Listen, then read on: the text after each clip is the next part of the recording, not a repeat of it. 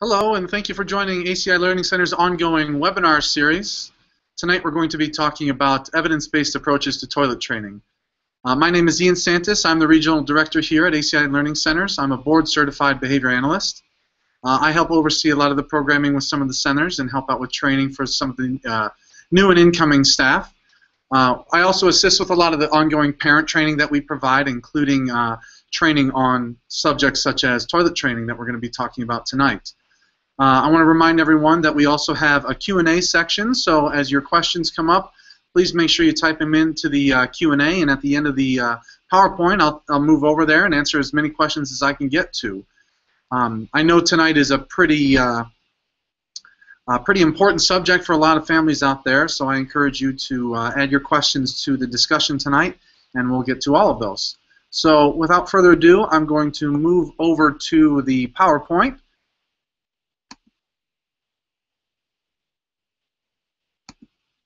And we should have the PowerPoint up now. Like I said, tonight we're talking about evidence-based approaches to toilet training. This is ACI Learning Centers' ongoing web series. Just a little bit of background about ACI Learning Centers. Was founded in Kansas City by Nancy Champlin, who's a board-certified behavior analyst. Nancy started our services in Kansas City out of a growing need for quality evidence-based treatments for children with autism. And so ACI has grown out of that need and has expanded to several states and several locations. We have facilities in our South Lake area, which is just outside of Dallas-Fort Worth. We have a facility just outside of Fort Hood in Killeen, Texas. We also have a facility in Edmond, just outside of Oklahoma City, as well as Colorado Springs. So those are the 5 clinics that we're currently providing in clinic-based services. So that's a little bit of a background on ACI Learning Centers. Now, I'm sure many of you are aware of autism spectrum disorder and what some of those deficits are. Autism spectrum disorder has verbal and nonverbal communication deficits. If you've been a part of any of our previous webinars that we presented, we've talked a little bit about verbal and nonverbal communication, how do we increase that communication, and skills necessary for that type of verbal and nonverbal communication. In addition to deficits with communication, we also see deficits in social interaction and communication within social interactions. So again, some of our ongoing webinar series have talked about the communication, social skills, and things of that sort for helping remedy some of these deficits for autism spectrum disorder. In addition, we've also talked a little bit about restricted and repetitive patterns of behavior, specific interests or activities that our individuals like to engage in. If you watched our challenging behavior discussion, we talked a lot about how do we handle some of the more challenging behaviors that come up. The food sensitivities reference some of these repetitive patterns in terms of how do we assess and deal with a lot of the food sensitivities.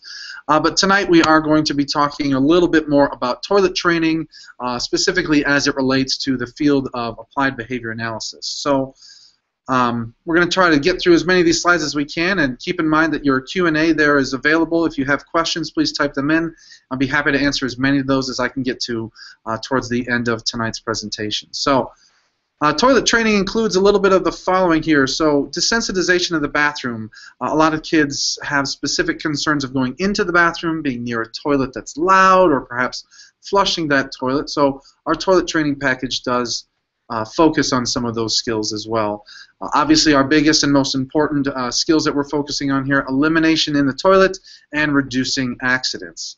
A lot of parents are looking to stop having accidents, you know, using diapers, things of that sort. We want all of that to occur in the bathroom on the toilet. We're also going to discuss urine training as well as bowel training in terms of keeping a child on a schedule, getting them to properly use the bathroom on that schedule, et cetera, et cetera. Toilet training from an ABA perspective also includes mandating to use the restroom independently. If you were a part of our verbal behavior discussions before, you understand that mandating is a means of requesting something that a student needs. So we want our children to be able to ask to use the bathroom independently and not rely on parents or other caregivers to take them to the bathroom. In addition, personal hygiene skills such as wiping, cleaning, washing hands, etc. A lot of parents are specifically concerned about these daily living skills. Is a child able to wash their hands? Are they able to clean themselves once they're done using the restroom, et cetera, et cetera? And of course, what we're looking for in the end here is independence throughout the entire toilet training process. So that is asking to use the bathroom, remaining dry, urinating and eliminating in the toilet, asking to use the restroom, cleaning, flushing, washing hands, etc. So here's why is toilet training so important? Well, I think we all know the answer here. Toilet training is a very valuable skill for a lot of our kids, particularly when we're looking at entering into the kindergarten classroom. This is something that a lot of schools are looking that a child is able to do. Obviously, this is reducing the children's reliance on you as the caregiver or as the parent to help and assist with the toilet training process, whether that's changing diapers or taking them on a schedule, etc., etc. When we get our chance to really focus on independent living skills, is the child able to complete skills like washing hands? And obviously those are pretty important skills for the learning environment as well. This is a socially significant behavior for change, and as a behavior analyst, what we're looking for are behaviors that the individual or people around that individual determine are important or necessary for change, and obviously toilet training is a pretty important one. And last but not least, of course, this is saving money on diapers, which I'm sure is probably the least of many folks' worries, but still an important reason for why we would focus on toilet training.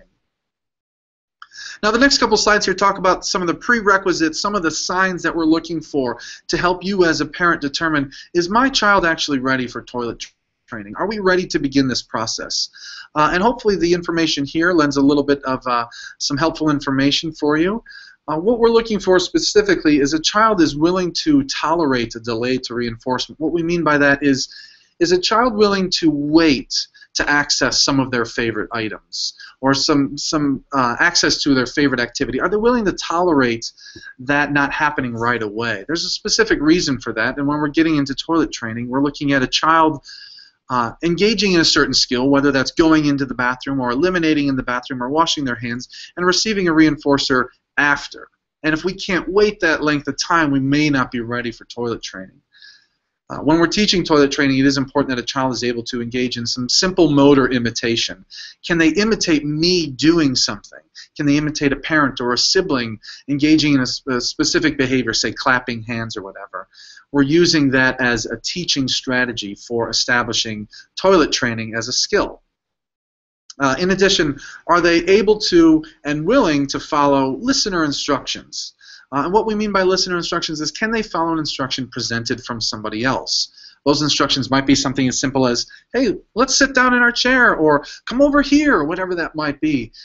If a child is able to follow those types of instructions, we stand a better chance of being successful in the toilet training process, particularly because we're using some of those listener responses as skills. We want to make sure that the child is able to man for a variety of things that they're asking for. Like we talked about earlier, manning is requesting for items, activities, information, or people that they want. We use manning as a means of establishing reinforcers, effective reinforcers in the toilet training process. And in addition, as we discussed previously, we want our kids to be able to ask to use the bathroom independently. So without an established requesting skill set, that child might not be able to ask to use the bathroom independently. They're going to rely on a parent a little bit more. And those are things that we want to try to avoid. In addition, we want to well-establish the echoic skill sets. From our verbal behavior training that we talked about in a previous webinar, echoics are the ability to echo the things that somebody else says. So if you were to say car, can I echo that word back? We need a child that's capable of engaging in some simple echoic skills, because as we start to teach the toilet training process, we're using echoics to establish some of those mans. Or we're using echoics or him echoing the things that we're saying in order to get more independence in the toilet training process. In addition to those prerequisites we've mentioned before, I want to talk a little bit about edibles and specific reinforcers. Now, it's important that we have a strong and powerful reinforcer for our kids. We want to make sure that we have something that when they do the things that we want, whether that's walking into the bathroom or using the toilet independently, that we have a very, very strong reinforcer. we prefer that those reinforcers are something a little bit more tangible, if not social. And what we mean by tangible is something that they can hold on to.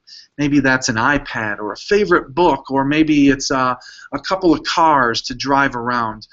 So those are some tangible reinforcers. The social reinforcement is really big, or we're hoping to establish really strong social reinforcers. So that might be a high five from mom, or getting the chance to walk around the house and tell the brothers and sisters, oh my gosh, did you see what I did?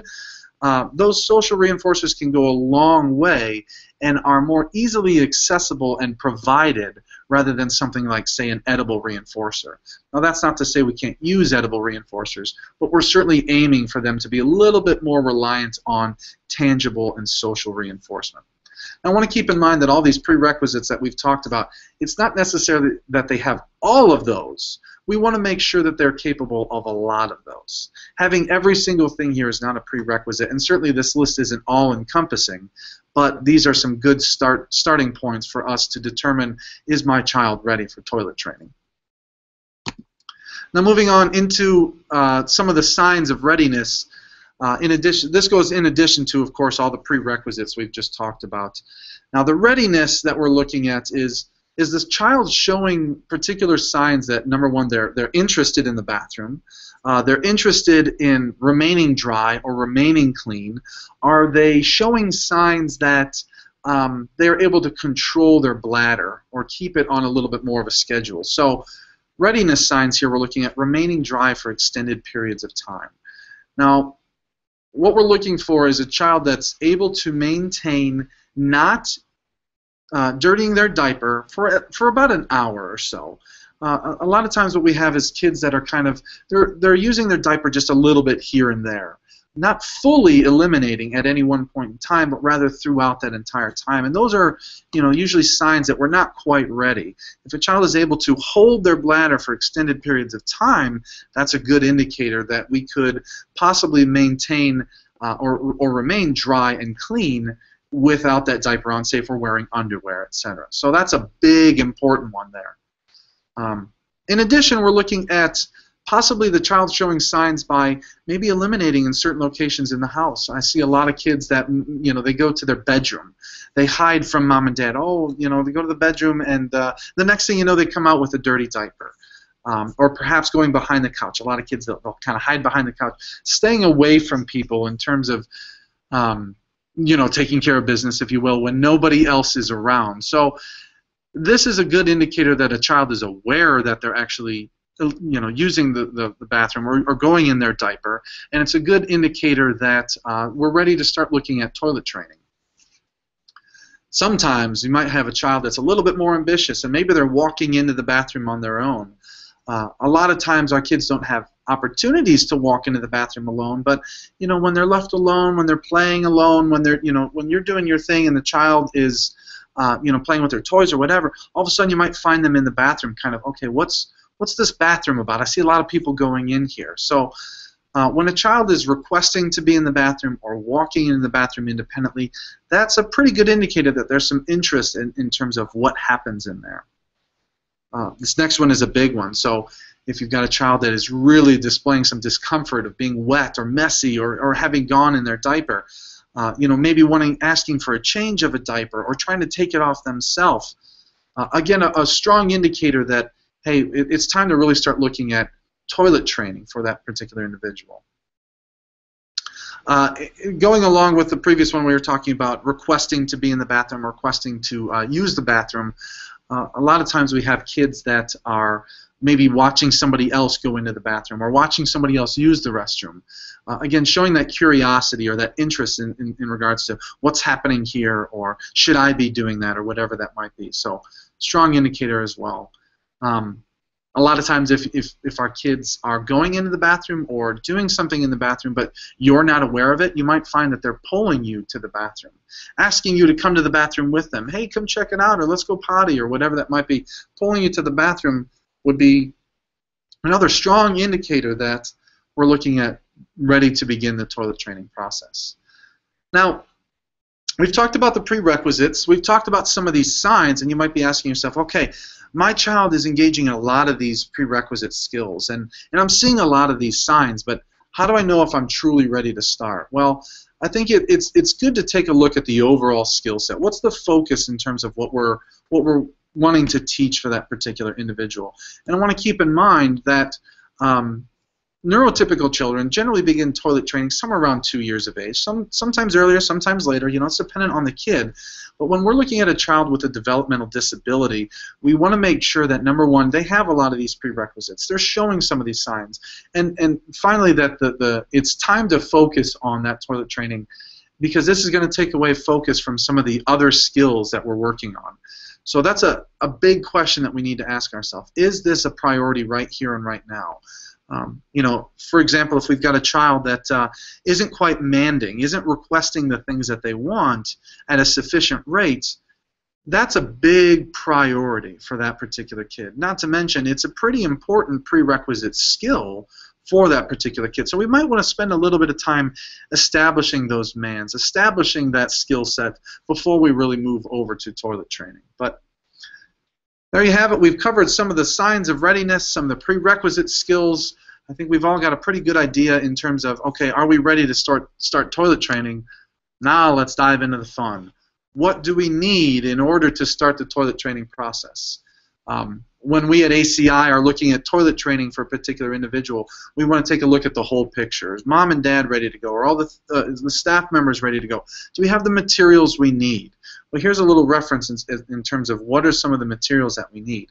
A timer is at the very top of that list. We want to make sure that we've got a timer, because when we look at applied behavior analysis as to how it modifies the individual, the child's behavior, it's really about modifying our own behavior. When we change our behavior in order to be able to change the student's behavior, that's when we see the success. And a timer is really about changing our behavior. Sometimes we might say, oh, I just took him to the bathroom, I don't know, maybe an hour ago. It might have been 2 hours, I can't remember. Well, it's really important that we understand the length of time since the last visit to the bathroom. And a timer not only works to modify our behavior, but eventually, during the toilet training process, it works to modify the student's behavior. So having a timer available, having a reliable timer is extremely important. Now, one of the other things, a change of clothes. We obviously, when a child starts toilet training at ACI Learning Centers, we want to make sure that we have a change of clothes or two for that particular individual, because what we're doing is we're setting the student up for success to catch every time they eliminate in the toilet as much as possible, but understanding that that's not something that's going to happen every single time. And we might have the occasional accident here and there. So we want to have that change of clothes so that we don't have to be naked or whatever it is, or rely on wearing dirty clothes, which is certainly not an option for our kids. The next thing I want to talk about is diapers. Now, in terms of diapers, when we begin the toilet training process, we generally are looking at kids are not wearing diapers. A child has up to this point probably become pretty dependent on eliminating in their diaper, maybe using that diaper as almost like a crutch. And when we remove the opportunity to use the diaper, and now we're relying simply on the toilets and, of course, underwear, now we see a little bit more push towards using the bathroom independently. Now keep in mind, now as we begin the toilet training process, it might be necessary to use a diaper, say, through the night initially, to make sure that the child is not wetting their bed and things of that sort. But we have to be very careful in terms of how often and where they're actually wearing that diaper, because, like I said, it might become something the student relies on. Last but certainly not least here in our materials and items that we need for beginning the toilet training process is our reinforcers. We want to make sure, number one, that we have a very strong, highly motivating reinforcer. When we get those first couple times using the toilet properly, we want to throw a party for that kid. We want to make sure that, oh my gosh, you did it. You used the potty like a big boy. Now let's go play with our cars. Let's go tell mom. Let's go tell your brother. We want to make sure that we have a really strong reinforcer. To increase the power of those reinforcers, at ACI, we often encourage families, hey, if we're going to use the iPad use it for the bathroom and toilet training, let's limit how often he has access to that iPad outside of toilet training. And what happens is the child is extremely motivated to now use that iPad, which then increases the chances that the child actually uses the bathroom independently. Now we get to reinforce with the iPad, and toilet training is moving along. So first and foremost, got to get a strong reinforcer. I call that, let's find gold. Let's find the biggest, strongest reinforcer we have for that child, and let's make sure that they don't get free access to it throughout the rest of the day. Just a quick reminder here, I'm going to click over and make sure that we are everybody's filling out the Q&A. Just a reminder that at the end of this lecture that we're going to get a chance to go through some of your questions and answers. So please don't be afraid to fill out any of your questions. I'll be happy to get to as many of those as possible. Okay, moving on. There's a couple of different types of toilet training I want to discuss here real quick. At ACI Learning Centers, we're using a wide range of evidence-based approaches to toilet training, and I would say we can kind of group those into two different categories, more or less. What I call a power toilet training, or toilet training across a single weekend or within 1 week. And what we're doing here is we're really focusing our attention. This requires 100% of the focus from the caregivers, from the therapist, the entire time you're in toilet training. With a child that's showing a lot of those prerequisite skills, with a child that's able to engage in a lot of the signs or showing a lot of those signs, we can hop in and we can do some power toilet training across 1 weekend or within a week. You know, we want to be careful what children we select in order to go about this process, because we have to make sure that we're going to be successful. We're looking at children that we're not worried about them being in a bathroom. Maybe they're afraid of being on the toilet, or perhaps afraid of the really loud flushing sound or whatever. Those are not good candidates for doing this power toilet training. We want children that have a well-established manning skill set. They're showing a lot of those signs.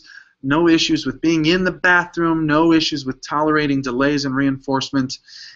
But the most important component of weekend toilet training, or 1 week power toilet training, is your level of involvement. It is extremely necessary, no matter what toilet training process we choose here, that everybody that is working with that child understands the schedule, understands the routine, understands the reinforcers, understands the expectations. With power toilet training, you really can't take your mind off of that whole toilet training process. We're going to begin with real short sits on the toilet, real short breaks from being away from the toilet, and really getting a chance to make sure that that child is 100% successful initially. So that's going to require a lot of work from you as a parent up front. Keeping in mind that the power toilet training process involves the same basic procedures, the same basic principles that we're talking about with the expanded toilet training, but it happens in a much quicker fashion with a lot more dedication and focus. Now, the toilet training across several weeks, or perhaps maybe a month or two, you know, again, it takes all those same procedures and expands them and stretches them out across time. And what happens is we get success with a child, as we do with the power training, but we get success there at a little bit slower rate. It's a little bit more systematic, and it's methodical in terms of when we change this particular thing, or when we add in this, or when we want to modify this. Now, the extended toilet training is a little bit easier for individuals, say, you as a parent, or perhaps as a therapist, or perhaps, you know, as an ABA provider. Looking at providing slower toilet training is a little bit easier on folks that are involved in the process. We still get the same results. It just takes a little bit more time. Now, we generally look at this if we're still establishing some of the prerequisites, still establishing some of the, you know, those basic skills that a child needs in order to do toilet training, or we're still looking for some more of those signs to show up. We don't want to push toilet training if we're not quite ready, and if we are willing to kind of dabble in it, see if we can get some success, the slower toilet training process is a little bit more of a better approach. In addition, the power training, if you will, really focuses on just getting that child to remain dry. We're not necessarily as focused on getting true independence in terms of MANs. Now, we do work on those, certainly, in that process, and expand beyond the 1 weekend to establish those MANs. But with the slower toilet training process, we are looking at, okay, more manning focus throughout the time, so that when we're done, we are 100% independent in the entire process. Okay, so the next few slides kind of break down some of the basic components and some of the more advanced components of the toilet training process. Now, I want everyone to keep in mind here that the research on toilet training from the ABA perspective is, there's a lot out there. There's quite a bit of research. It's wonderful research, and I'm sure you know, at ACI Learning Centers we follow all of that research. But what we're going to do here is really skim the surface, if you will. We're looking at some of the most important, most influential procedures that are discussed in all of those different toilet training programs.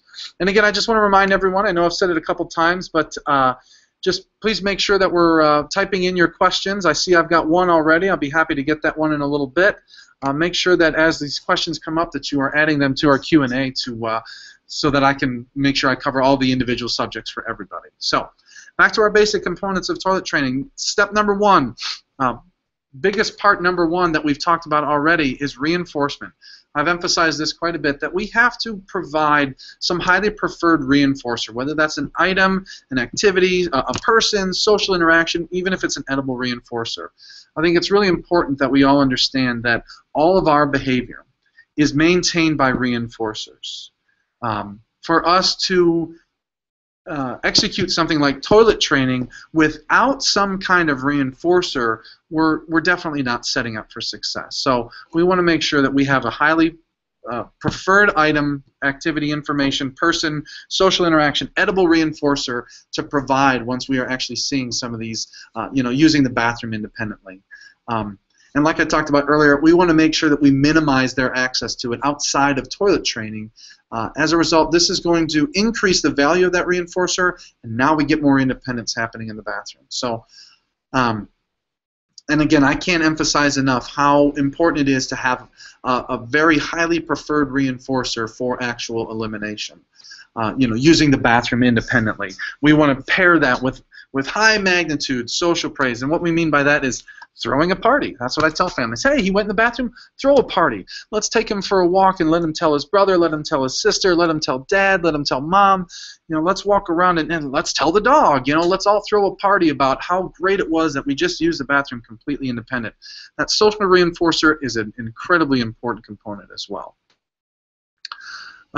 Manding in what we call functional communication training. Now, like we discussed before, manding is requesting. Now, we want our child to eventually be able to independently request to use the bathroom. And we do that through a process called functional communication training. And what that means is we take a child that is not necessarily asking for the things that we want, and we wait for them to want that particular something, and we teach them ways to ask for it. You might ask yourself, well, that sounds a little silly, but what we were looking to do is a child might be uncomfortable, indicating maybe that they need to use the bathroom, but they don't realize at that point in time, or they're not able to ask to use the bathroom. So we wait for them to need to use the bathroom. We tell them ways to request to use the bathroom, and then we take them to the bathroom. And across a long enough time, what happens is the child stops waiting for you to tell them what to say or what to ask for, and they start doing it independently. Now, rather than waiting for a timer to go off, we're just simply asking, gotta go potty, whatever it might be. Which brings me to another point here. Consistency is something extremely important in the world of behavior analysis, in particular when we're looking at toilet training. We want to make sure that everybody that's involved in the toilet training process is consistent in terms of when we do something and how we do something, et cetera, et cetera. So one of the more important components here is to making sure that we're all calling the bathroom the same thing. And it might sound silly, oh, why do we care about that? Well, keep in mind that we want to make sure that the child is able to ask to use the bathroom. Otherwise, if they don't ask to use it, can't ask to use it, aren't taken to the bathroom because they didn't ask, they're going to have an accident. So mom, dad, the teacher, the ABA therapist, whoever is involved in the toilet training process, everybody needs to be calling it the same thing. Now, you can call it a couple of different things, the toilet, the potty, the bathroom, depending on the age of that particular child. But it's just important that we all call it the same thing. Another thing when we're talking about manding is not allowing the student to go into the bathroom unless they ask to use it. Now, I'm not saying if a child happens to walk into the bathroom that we take them out and they don't get to use the bathroom. We certainly don't want to do that. But what we want to do is we want to stop them, ask them, tell them what to ask for, say potty or whatever, and then let them use the bathroom. And by accessing the bathroom via asking, we see more independence with requesting across time. And then because that child is then able to ask to use the bathroom, now we're not as reliant on the parents or the caregivers to take them on that schedule. So those are a couple of the basic components here. A few more that I want to dive into before we get into some of the more advanced components of a toilet training package. Now again, keep in mind that this is just a brief overview on some of the basic toilet training literature that's available in the field of behavior analysis. But most of the treatment plans that we're looking at and programs that we're looking at include all of these components.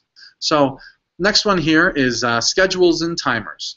I talked about it at the beginning that this is all about modifying our behavior in order to modify the child's behavior. We have to change what we're doing and how we're reacting to accidents and how consistently we're taking the child to the bathroom in order to get them to more independently use the bathroom. So big important component here is the schedule and the timer.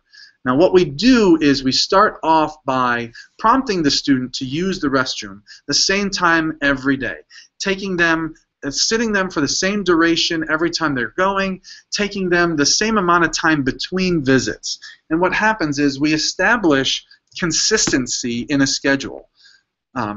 We're not talking about taking them at 3 and 3:30, but we're talking about, you know, every half an hour. Now the student gets a chance to use the bathroom every 30 minutes, and we're teaching the child to then maintain dry pants through that time until they're actually able to use the bathroom when we're taking them.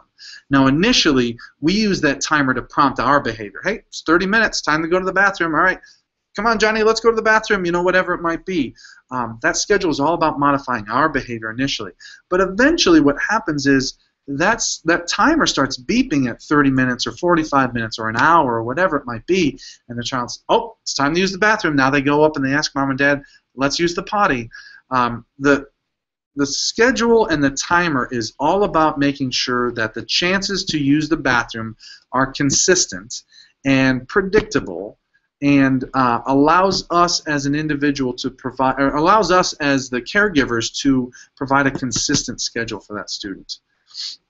Now, across enough time, like I said, with the timer, we might start off with, you know, taking him every 15 minutes, or taking every 30 minutes, or taking every 45, and we're going to slowly fade that out across time. And as we fade that, what happens is the student becomes less reliant on the timer and becomes a little bit more reliant on the actual discomfort that needing to use the restroom is causing. So when a child becomes uncomfortable, we call that an establishing operation. That establishing operation then becomes a chance for the student to request to use the bathroom. Now our timer might not have gone off yet, but that's fine. We're waiting for them to want to use the bathroom, and then we go. The timer is just an initial prompt. So as we fade that out, they become less reliant on the timer, and eventually the timer's gone, and they're simply asking independently. We want to make sure that those schedules, in terms of how often we're taking that student, are systematically faded.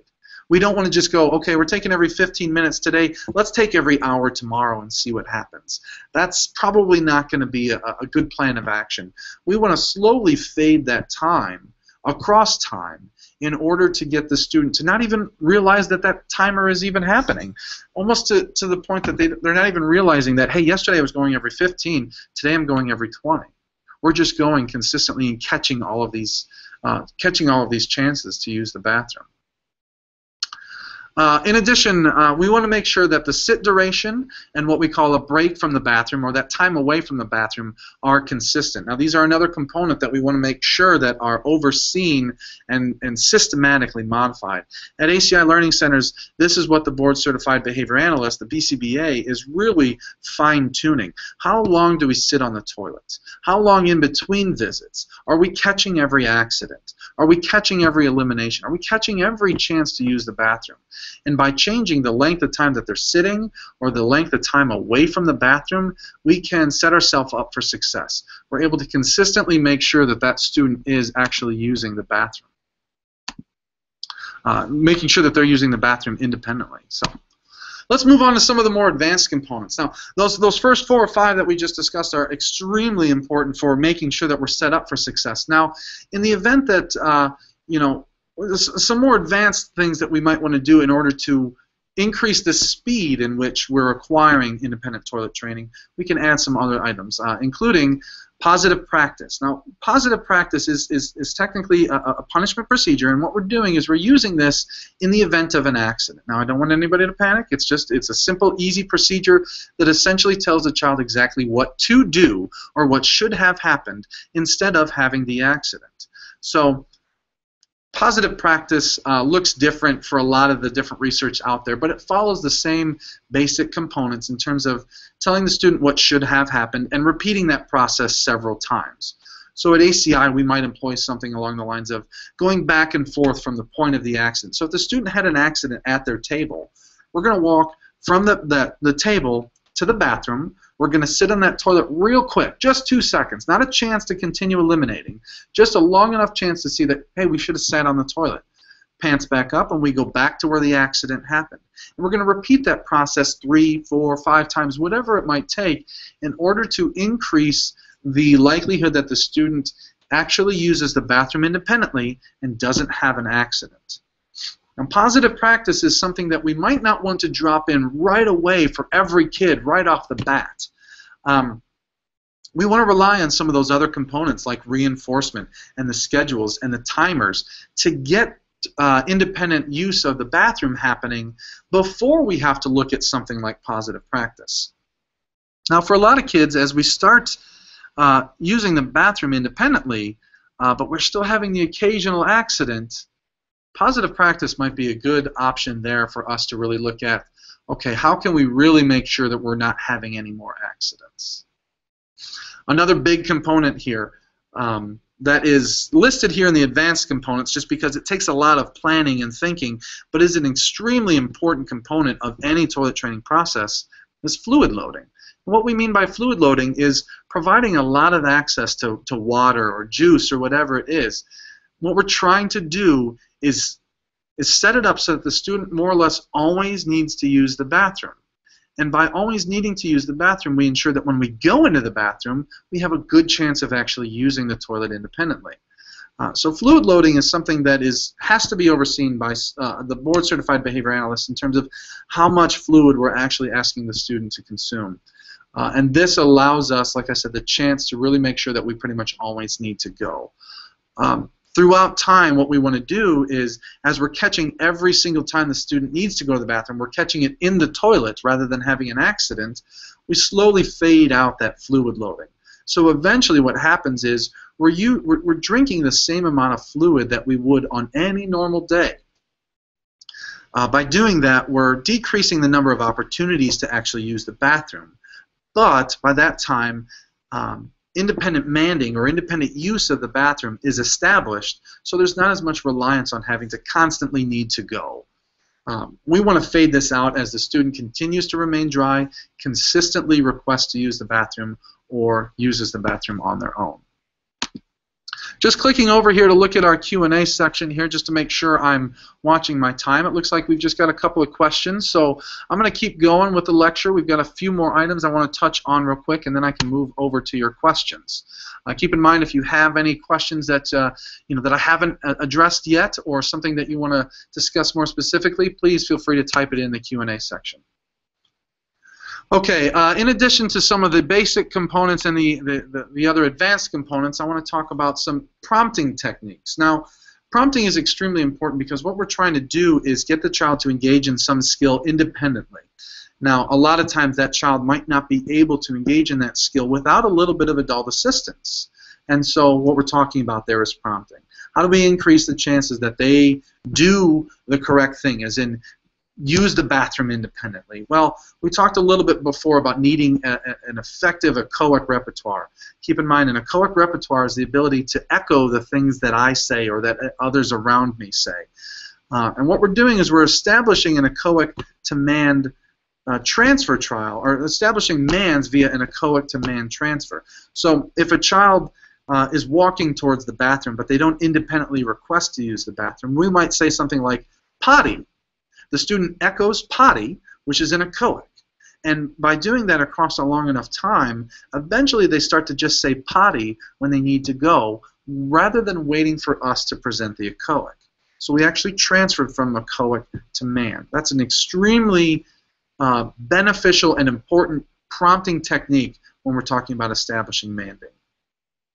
Another one is a tact demand. Now, a tact, if you remember back from verbal behavior, is a label of something that the individual contacts within the environment. So perhaps I saw a car drive by. Hey, there's a car. That's a tact. Or an airplane. I saw an airplane fly by.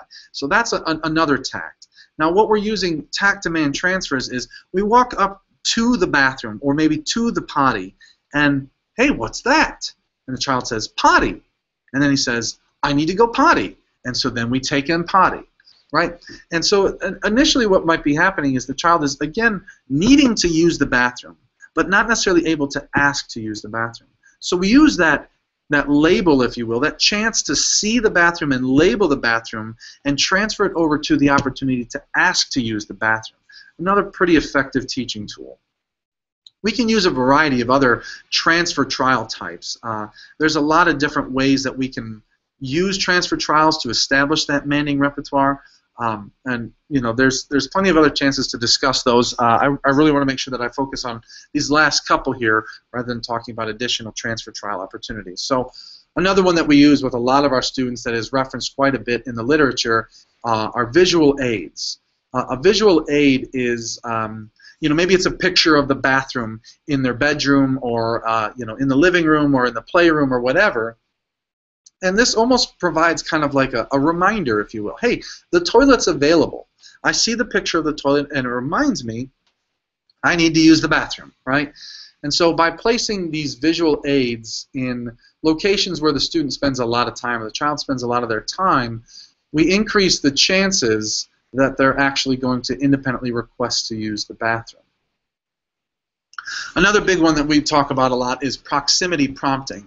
With proximity prompting, what we're doing is we actually take the student near the restroom or near the bathroom because as a result of maybe seeing the bathroom or being near the bathroom, they request it. Not to mention when they request it, we're more quickly able to get into the bathroom, get that chance to sit on the toilet, get that chance to eliminate in the bathroom. So proximity prompting is a really important teaching tool that we use for a lot of our students.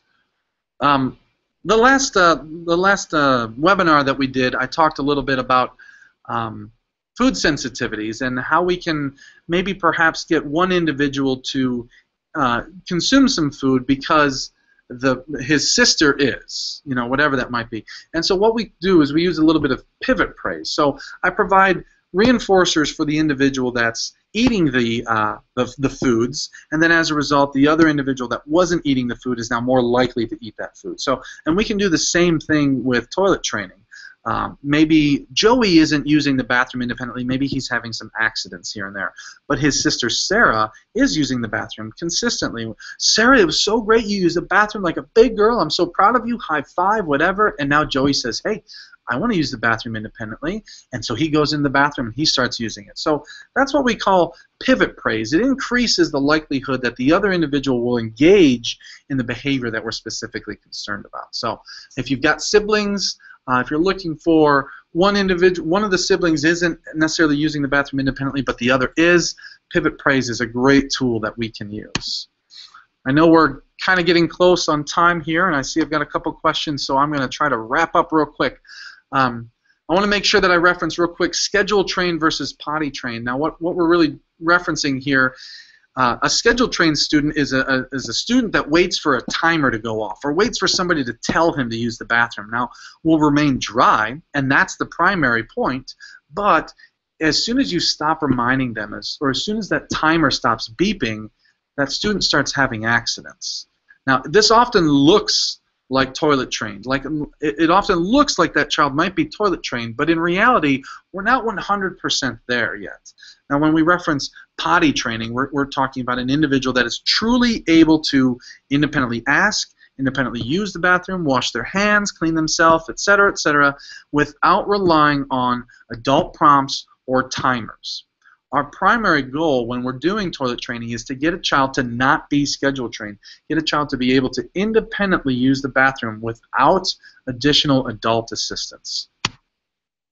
So, when we're doing toilet training, it's really important that we're we're doing generalization. And what we mean by generalization is the likelihood that the behavior we're concerned about happens outside of the teaching location. So say we did toilet training at ACI Learning Centers, it's really important that toilet training is happening the same way at home, or perhaps the same way at school, or maybe we're even concerned about, say, walking in a Target.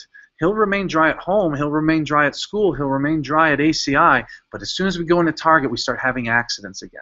Well, how do we get those accidents to stop happening at Target? Well, we want to try to set them up for success in novel environments. We want to make sure that those same reinforcers are available, the same visual aids are available.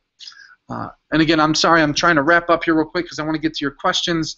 Last point I want to make sure that I mention here is the BCBAs at ACI Learning Centers are trained and educated in all of these treatment procedures, these evidence-based approaches to toilet training. And I want to make sure that you as a parent understand that we're here to help. Make sure that you're asking for our help. Talk about what you're looking to do. Get those pointers, get those feedback, get the support that you need from us at ACI and the BCBAs. Okay, so I'm going to move over to the Q&A section here. Keep in mind with our last slide here, ACI is going to be releasing a lot of new material and adding them to our website throughout the rest of the summer here and going into fall. So we look forward to you joining us for those. But to stay tuned for additional information there. So, okay, we're going to move over to some of the Q&A section here. So, let's see. I think I need to end my screen sharing. All right, there, it's back to me. Okay, so let's look at some of the questions here. Excuse me for just a second while I read a few of these. Okay. First question talks a little bit. If we've got a child that might be independent on urine training, but we're still having issues, perhaps, say, with bowel training. And this is something we see a lot. When we're doing toilet training, we're looking at getting a child to be urine trained initially. As we get that urine training to be more consistent, now we can start to focus on the bowel training. If he's specifically asking for his diaper back when we're looking at bowel training, I would say that's a good indicator that we're ready to start doing some toilet training on bowel movements. Now, there's a couple pointers I can offer here. Number one would probably be having the child do the cleanup process. If he actually has a bowel movement in his diaper, now we can actually have him dump that in the toilet, throw away the diaper, clean himself, wash his hands, throw the diaper, all those types of things. And what happens is we actually see, oh wow, this is a whole lot of work if I have a bowel movement in my diaper versus if I'm just sitting on the toilet independently and I have a bowel movement there. And so across a long enough time, we see that bowel movement starts to happen in the toilet. There's a couple of different options there we could do. I've been as creative as maybe cutting the hole in the bottom of the diaper. So now we sit the child on the toilet, and they actually have their bowel movement through the diaper into the toilet. And it's something as simple as that might actually get us a chance to reinforce an appropriate behavior. Oh my gosh, you went to the bathroom in the toilet. Let's go tell mom. Let's go tell the dog. Let's go tell everybody. It was great. Really excited about that. So those are a couple of pointers that I would probably offer. I'm moving on to another question. I hope I covered everything there. So our next question here. Okay, so daughter is nonverbal, very limited with PECs, but removes her pull-up after she has gone. Well, again, if we remember back to some of the prerequisites here, this is another strong indicator that the child is ready for toilet training. So I would say that PECS is a form of communication that we use. It's a picture exchange system for those of you that aren't familiar. And the child hands a picture, and the adult that's receiving the picture actually provides the reinforcer. Now, at ACI Learning Centers, this is a form of manding for our individuals. And so I would highly recommend anybody that we've got PECS in place that we're looking at doing toilet training has an actual picture icon of the toilet, the opportunity to exchange that toilet for a chance to go to the bathroom and use the bathroom rather than a diaper should hopefully decrease some of that behavior. Now, if we're still getting some accidents, the potty icon, she's not necessarily handing over the potty icon, I would certainly do some specific training. Let's stand outside the bathroom. She pulls the icon and hands it to you, whether that's via a prompt from you as the parent or she does it independently. That way, as soon as she hands it to you, you guys can go in the bathroom. and you can reinforce going in the bathroom. Oh my gosh, we're in the bathroom. It's so cool in here. Let's have a good old fun time. You know, whatever it might be. And then, of course, as she starts using it independently, now we can start to fade out that proximity to the bathroom so that she's actually using the picture from further distances and things of that sort. A lot of times when we're talking about visual aids, we end up using a picture icon as a means of prompting the student to request it. We certainly don't want to limit a non-vocal child's ability to ask to use the bathroom because they're on PECs. So that means we need to provide the same manner of requesting, in this case, a picture. So again, hopefully I took care of that question for you. If you guys have additional questions, of course, you can always email us at ACI Learning Centers. We'd be happy to go through some more of these questions in some greater detail. So moving on to our next question. Again, I apologize. I'm going to just read through it real quick.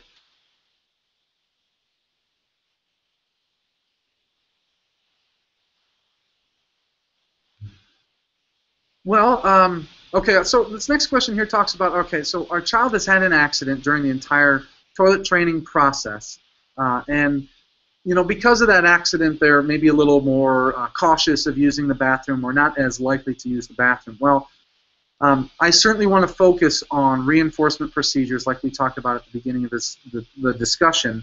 You know, maybe we need to reinforce being near the bathroom first. The child is near the bathroom, we provide their favorite reinforcement, we throw that social party that we talked about, and then eventually we're going to move them closer and closer and closer to the bathroom. This is what we call desensitization. Now, if the accident actually created some kind of aversion to the bathroom, they're not wanting to be near the bathroom for whatever reason, we do have to look at desensitization, getting them comfortable being in the bathroom, getting them comfortable being near the toilet, et cetera, et cetera. And we do that by taking them frequently, so that they see that, you know, nothing horrible happens in the bathroom, right? And number two, we want to make sure that we're reinforcing whenever they actually are near the bathroom or go into the bathroom or whatever.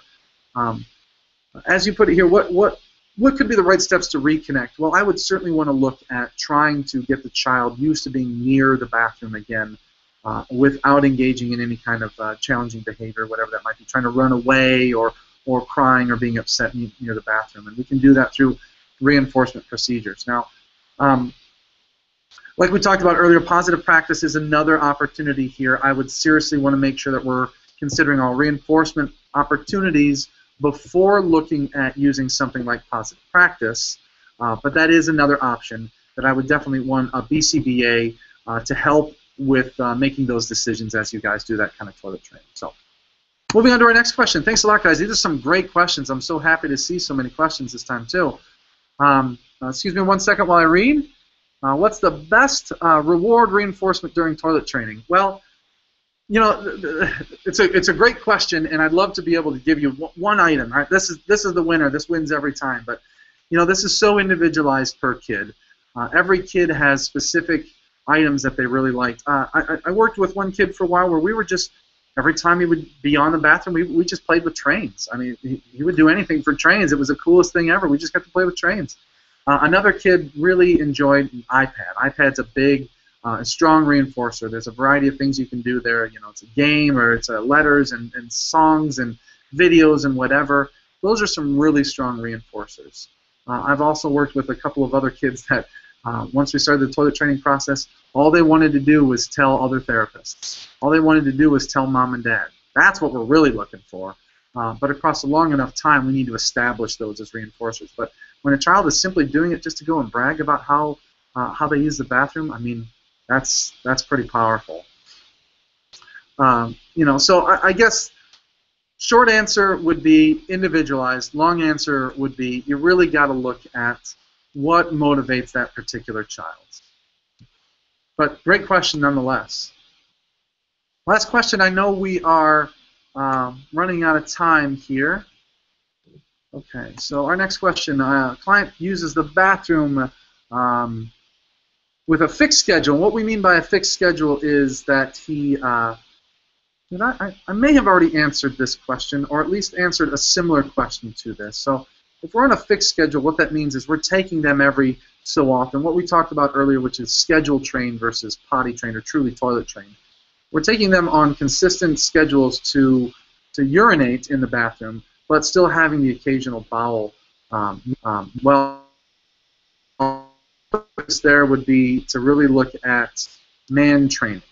We have to get that urine schedule out of there. We need to get that student asking independently to use the bathroom before we really start to focus on bowel training. Now, it's really hard to get bowel training on a consistent schedule. Fluid loading certainly helps us with urine control, but when we're talking about bowel training, a lot of times I'll have discussions with parents. When is he having a bowel movement? Is it in the morning? Is it after lunch? Is it after dinner? Right before he goes to bed? Whatever. And if we have a pretty consistent schedule, that's when we can start sitting the student at that time to try to catch that bowel movement. It's really hard to kind of encourage a bowel movement outside of regular wants and needs, if you will. Urine training, we can do that by fluid loading. But if we, back to the beginning, my initial answer here would be focus on manning. Really get urine to be under true independence rather than a schedule. Get the student asking to use the bathroom for urine. And what happens is now we get that generalization to the bowel movements so that as we see that they are needing to use the bathroom for number 2, that we still are getting mans. So, well, guys, that is the end of our questions. I really appreciate everybody's questions. It was great to get a chance to really dive into some of the individual concerns that other families have and other providers have. So, again, I just want to reference here real quick. ACI has been doing these webinars ongoing to provide as much training and education to the folks out there that are interested in applied behavior analysis and all the evidence-based research that we have. I encourage you to stay tuned, check back to our website. We are going to be discussing additional topics like social skills or activities of daily living and additional subjects that we really want your opinion on.